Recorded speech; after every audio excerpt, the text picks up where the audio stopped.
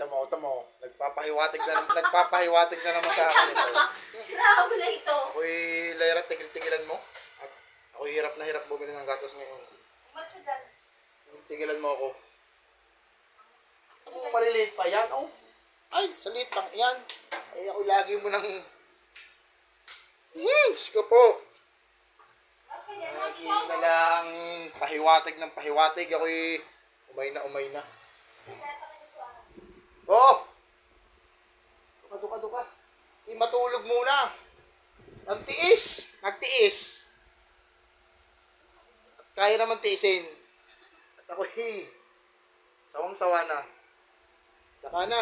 Ay, palalakihin mo na rin. Huwag masyadong epanya. Lilipas din yan. Kain mo na lang yan.